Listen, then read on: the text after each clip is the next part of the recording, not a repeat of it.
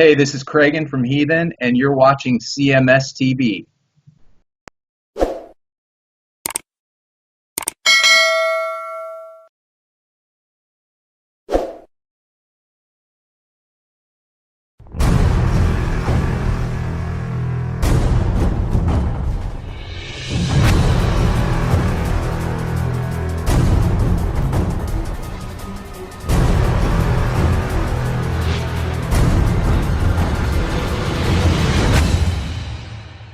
It's Crucified Barbara right here on your classic metal show from their In the Red release with I Sell My Kids for Rock and Roll. I guess that beats selling them for crack or trafficking them to, sexual deviance. But no kidding. That one Wow. goes up by request to Brick from Tupelo checking in with us. Well, good for you, Brick, for remembering Crucified Barbara. Holy smokes. He says, I have a metal request from a band I bet you and Chris have never heard of. Well, you would be wrong, Brick. You'd be wrong, yeah. I think we actually had them on the show. We had them on the show, and they toured with Motorhead. Yes, they did. All-girl band from Sweden from 89 or 98 to 2016. They are fucking hot friends of Lemmy. Mm-hmm. He may have cracked them all, he says. I don't know. He might have. They really rock, though. They should have been huge, quoting the great Donald Trump. That's right. Tons of good hard rock songs. You even forgot their chicks. Anyway, thanks for all the fun these last few weeks, sir. Okay. Ron and Don and 24. Oh, there you go. Did they not tour with our friends in American Dog, too, right? I believe they did. Yeah, I think I remember. Isn't that how we first came across them? Was Michael Hannon told us about them, if I'm not mistaken. He did. Yeah. We're aware of them. Doesn't mean that we have forgotten them. I'm not going to lie and say that I had not forgotten them. I have not heard that name in years, but yes, we're well aware, and yes, they did tour with our good friends in American Dog. Right. Yep. Good stuff. Good to hear that again. Hadn't heard that in a while. So lots of hard rockin' tunes tonight. When you get to this point, and the show is 27 years in, and there was so much hard rock and metal decades before this show. Mm-hmm. We're into a million songs or thousands of artists that I mean, sure. I think Chris and I are pretty good at our recall memory. Yeah, I'd say so. I mean, when people bring up somebody or a band or a song or whatever, I think we're pretty quick at going, yeah, that was from 19 whatever, or that was from that band, or this is the album it was from. I'm amazed at myself sometimes that I come up with things as quick as who am I, Matt Pinfield? Right. Look at that. Look at me throwing back an MTV reference. Oh, look at that, a Pinfield reference. Yeah, look at that. But I think Chris and I are pretty good at that. We're not the best, but we're pretty good. I would put us in the pretty good scale. Good enough. When it comes to recalling bands and songs and dates and years and whatever. I mean, it's just a passion of ours. I mean, it's just it's a hobby, And no, Dad, I'm not making any money doing this, goddamn it. 94 years old, still pestering you like you're a 10-year-old. Yeah, are you making any money with that? Dad, I'm doing it. I'm 27 years in. No, I'm not making any money at it, but I still love it. Yeah, it's still fun. I love it loud, as Kiss would say. That's right. So on tape though, not in real life. Exactly. All right, we got about 50 minutes. We do wrap up, give or take. Okay. To wrap it up. So, do you have more stuff? You know what? I've done enough music. It's all music stuff. So let's do whatever you got. Because I'm all right. Well, here's something that's been.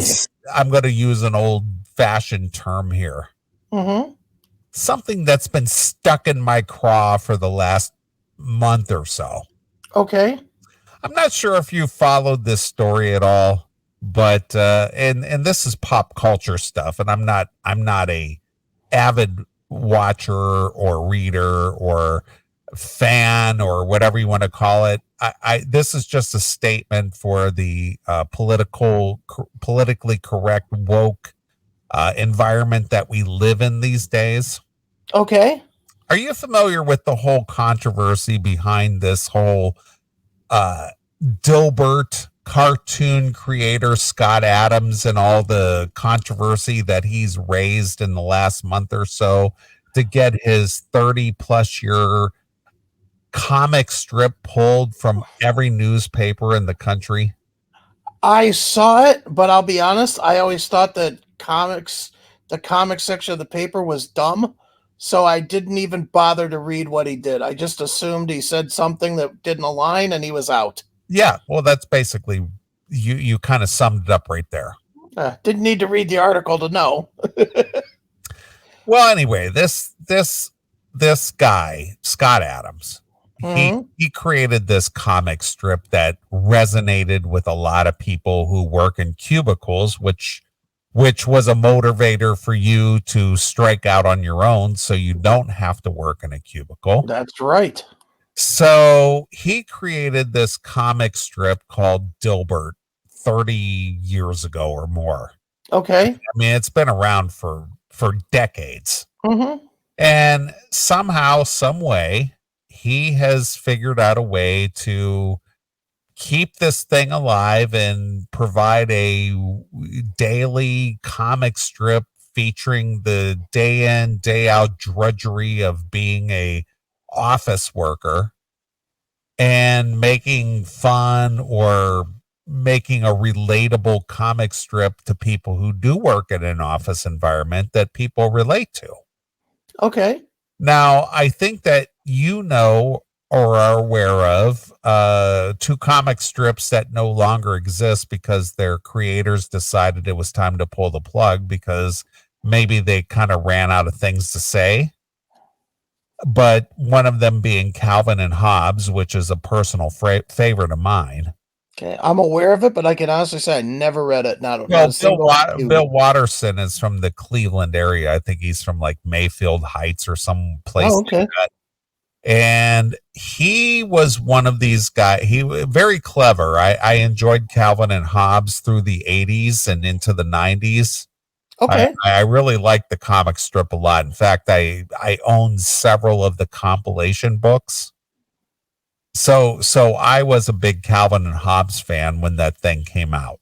Okay. Cool. And also another comic strip that no longer exists, but made a huge impact in the single cell comic world through the years was The Far Side.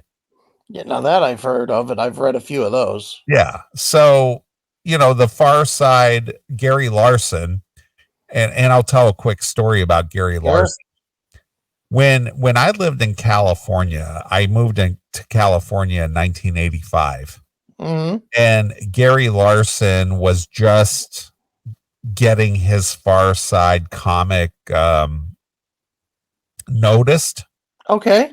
So it was just a chance meeting that I was at a conference for the company I was working for at the time in where was it? It wasn't Corona, California. It was West Covina, California. Okay. I was at a this is just a weird, strange meeting, but I was at a TGIF Fridays in West Covina, California. And this Gary Larson, who hadn't been discovered yet per se, or had a limited release of his comic, he just happened to be there at the bar. Okay.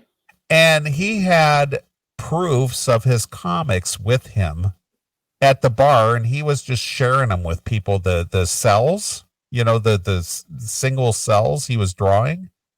And Sure. I never heard of the Far Side. I believe this was like way back in 1985. Okay. And it was just like this guy has some really fucking bizarre, funny shit. And Nice. and he was showing people his cells. He was in LA for some kind of a convention or trade show or something. I don't know what it was, why he was there, but he just happened to be there. And he was showing people his hand sketch drawings and stuff of his comics. Mm-hmm. And it was just weird. And I never heard of the guy. He wasn't famous. I think he had landed something in the LA Times or something where he got his comic published or something. And again, it was so new to me. It was just like, what am I looking at here? Right. And it was just really bizarre. And then just within a year or so, he just like totally blew up huge and started having like Far Side calendars. And, he was big in all the newspapers, and his Far Side comic was just a big hit.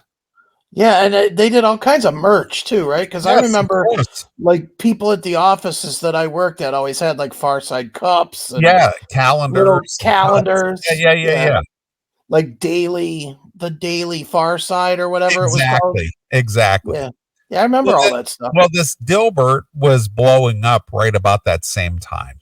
Okay, so he's had a long career, this Scott Adams, with his Dilbert cartoon. Well, Bill Watterson, who lives there in the Cleveland area, he never merchandised Calvin and Hobbes. He never did the cups and the shirts and the bumper stickers and all the other shit that goes. He never did that. Okay. He did the compilation books where he the publisher compiled all his cartoons and books and things, which I own a lot of them. Sure. But outside of that, he never did like dolls and bobbleheads and all that shit. He just never did that. Was it just not his thing, or he never had the opportunity? He just didn't want to exploit it to that point. Okay. But he made a lot of money on the Calvin and Hobbes syndication, through with the newspapers and stuff. Right. But he's kind of a recluse. He doesn't give interviews. He doesn't merchandise. He doesn't do all this stuff. He's just kind of a very low-key guy. So he's a weirdo art guy. Yeah. But here's the thing with Bill Watterson, like he may go to like a bookstore where there's Calvin and Hobbes books on the shelf, and he'll just kind of secretly take one off the shelf and like autograph it and nice. And put it back on the shelf. Nice. So you may run across a Calvin and Hobbes book with Bill Watterson's signature in the book. Wow, that's pretty cool. Yeah, so he lives up in like Mayfield Heights or some place like that, which is where he's from. Sure. And he lives there still, as far as I know. But he doesn't. He just doesn't publicize his his existence. Yeah, but he's like worth millions of dollars. Sure. And same way with the Far Side, Gary Larson. But anyway, regardless of this Dilbert creator, Scott Adams, he has a podcast, which is called Coffee with Scott Adams. Okay.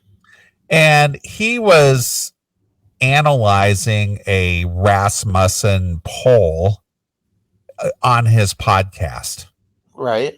And he was going over the numbers that this Rasmussen poll had reported. And he was saying that, I don't recall. I'm just going to kind of like try to sum this up, that this Rasmussen poll said 52% of Black Americans think that white Americans are racist, and they're like, blah, blah, blah, blah, blah. So he was taking the statistics that the government reports that saying anything over 50% where a group of individuals say that they believe a certain way, Mhm. they're considered a quote unquote a hate group. Okay. So what he said, and just using the statistics that the Rasmussen poll reported and what the government says is considered a hate group, he said 52%, and again, this is not specific. He says 52% of black people polled think that white people are racist and they're hateful and they're blah, blah, blah, blah, blah. He goes, if that's the case, and you apply the government standard to this poll, black people would be considered a hate group. And Okay. if that's the case, then white people should stay the hell away from them. Okay. That's what he said. He wasn't giving his personal opinion. He was just saying, if you use this standard and apply it to this situation, then this is the conclusion you should draw. Okay. Well, of course, the media, being the hateful, divisive garbage that they are, the first thing they key on is they said that, I'm going to let you fill in the blank. What did they say that Scott Adams said? That white people should not associate with black people. Correct. Of course. That's not what he said. Yeah. They just took the words they wanted out of what he said. Correct. So guess what happened? So he gets canceled everywhere? His comic strip got canceled from every newspaper in the country because Scott Adams said white people should stay away the hell from black people. Okay. Well, but of course it was taken out of context. Sure. Of course it was, but at the same time, let's stop right there just to make a point that we make every time we hear one of these stories. Why the fuck would a public figure make any statement on this? Well, he wasn't really making a statement. He was making social commentary. Why would you do that when you have millions of dollars at stake? Well, here's the thing. Scott Adams is worth about $500 million. So he don't care. Yeah, he doesn't care. All right. So this goes back to the whole Donald Trump syndrome. I've got fuck you money, so if you pull my plug, I don't give a shit. Yeah. Means I don't have to spend half a day drawing this shit tomorrow. Yeah, I got $500 million. I don't give a fuck. Right. What are you going to do to me? You're not going to impact my lifestyle. I couldn't spend $500 million in an entire lifetime. Right. So if something happens to me tomorrow that my comic strip gets canceled, what are you going to do? Are you going to take all my money too? Yeah. Well, they might freeze it in a bank. True. Alex Jones. Yeah, exactly. I saw Tim Pool got hit with something like that this week too. Of course he did. How dare you speak out? Yeah. He got canceled from the weirdest fucking place, Bandcamp. Bandcamp? Bandcamp. Because he has like a band outside of being a commentator. Okay. And they suspended his account because he says things on a different platform. Because he has things that he says things that are not popular. Yeah, but they're not even on that platform. Yeah, I know. So stupid. I know. I get it. It's just like, we will destroy you if you don't toe the narrative line. Mm-hmm. Well, I'm going to take my hat off. Not that I wear a hat, but I'm going to take my hat off to the creator, Scott Adams, who said, I think you'll be proud of this, Chris. Okay. He won't apologize for offending people with comments on race. Good. Because I did it intentionally. Bravo. Wow. Bravo to this guy. That's what I'm saying. I thought you might enjoy this. He's my new hero, Scott Adams. Yeah. All right. In his first network TV interview since being kicked off the pages of hundreds of newspapers for comments widely perceived as racist, the creator and writer of the Dilbert comic strip declined to apologize. Good.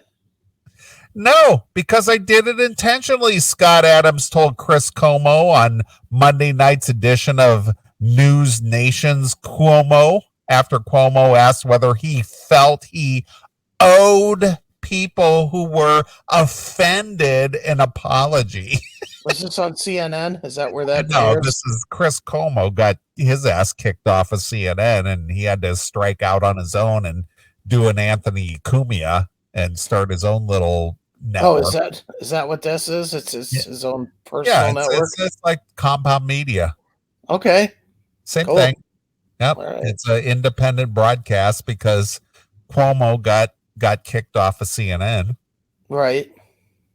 Right.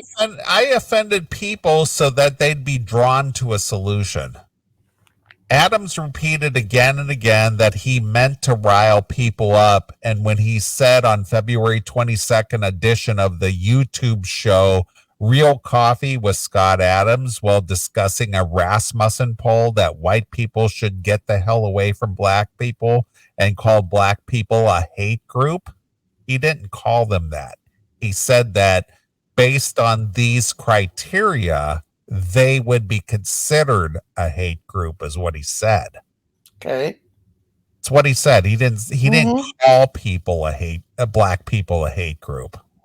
Right. He said if you use this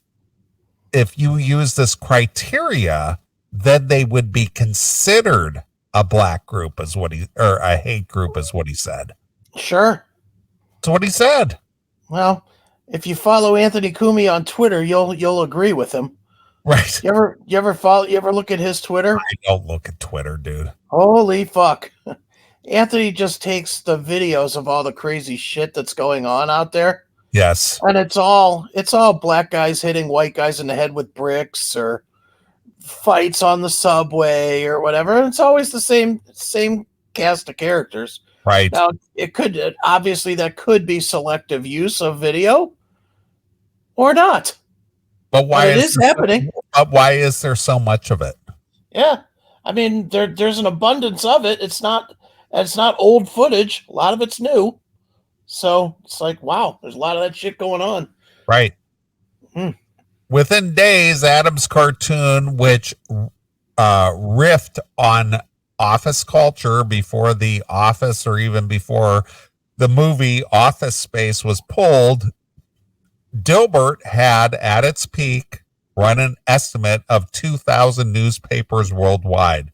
And the comic was spun off into books, which offer merchandise, a video game, and even a TV series that followed.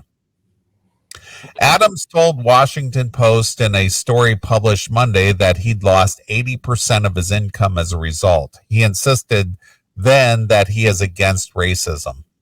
The latter is the same message that he brought to... Wait a minute, hold on. Read that sentence again, I love how even with the guy saying, I'm against racism, they position it as he's just making an excuse. Right. Read it again where it says he positioned himself. Right. Get the fuck out of here. He said, I'm not for racism. Adams told the Washington Post in a story published Monday that he'd lost 80% of his income as a result. He insisted then that he's against racism. He insisted then. Yeah.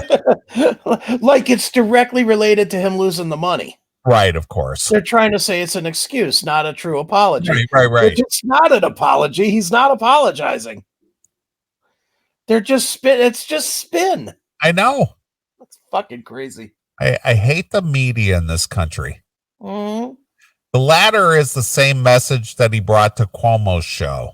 Adams said only white people, specifically white liberals, are mad at him, and that black people have been inviting him over for barbecues. They told him he claimed that they understood what he was doing. During the time when viewers could call in, a woman who identified herself as a black teacher and a longtime fan of Adams' comic strip called in to say that she had been hurt by his comments. She asked how she should explain this kind of rhetoric to her students. So here's the quick summary. I was concerned that there were a lot of anti-whiteness. I used some hyperbole, but my purpose was to teach them and anybody else who wants to listen the tools for success. Advised Adams, whose books include Win Bigly, Persuasion in the World Where Facts Don't Matter, and Losers and let's see, this is two different things.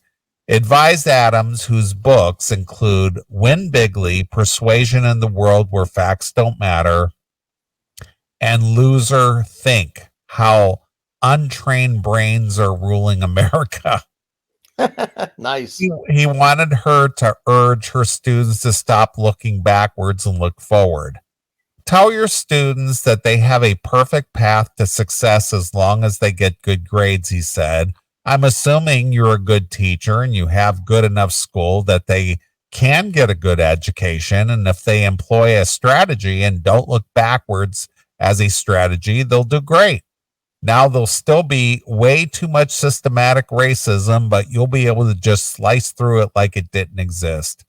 Later, the interviewee asked that if a black man or woman had said what he had said exactly, or in reverse, did people think that person would be canceled? Everybody knows the answer is rhetorical, Adams said, laughing. There's not a chance in the world they'd have been canceled. So I wanted as much free speech as Black America. I'm the only one who has it. I'm the only one in the whole. I want to swear, but I won't.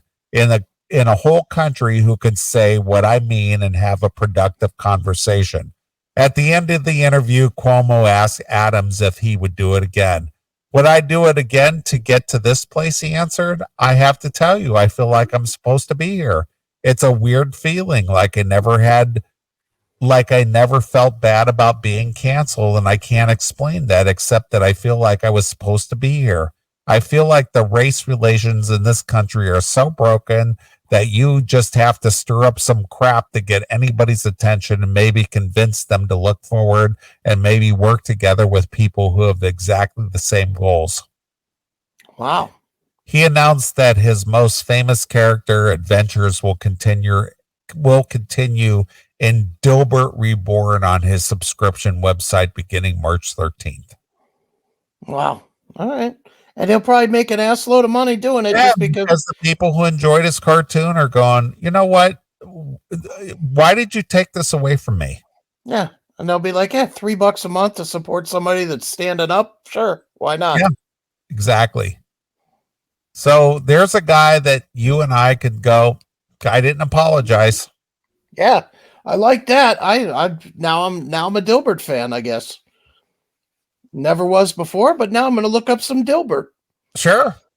I like anybody that doesn't apologize. Yeah, he's like, I'm not apologizing. I didn't do anything wrong.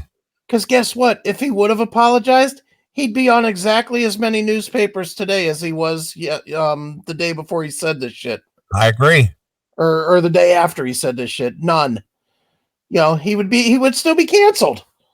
The apology would be nothing more than the left-leaning fucking idiots going, see, this is the systematic racism we battle. Right. You know, and good for him for saying, no, fuck you. I said it. And the only reason Scott Adams can say fuck you is because he's got a lot of fuck you money. But good on him for not being, you know, as well as I do, those guys that have fuck you money, the thing that they want most is usually more money. More money and more power. And good on this guy saying, all right, I got enough. Fuck off.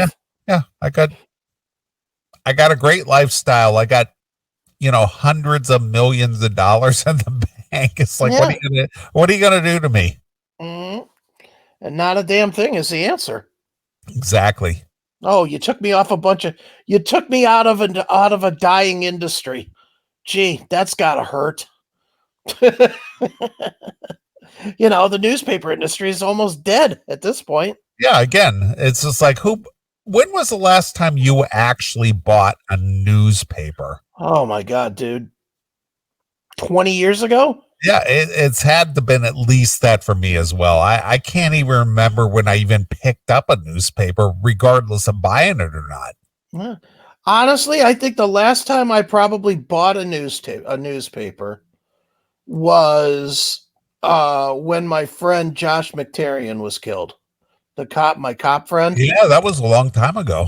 Yeah, that was 2005, maybe, or maybe even earlier than that. I don't remember when that was. It's so long ago. You were on the show when it did happen. So at least 10, 12 years, something like that. Well, 15 to 5 to 15 to 15, 17, 18 years ago. Yeah. I'm looking it up right now. McTarian death. 2008. Yeah, so you were on the show. Yeah. So he was killed in 2008. So it's been 15 years.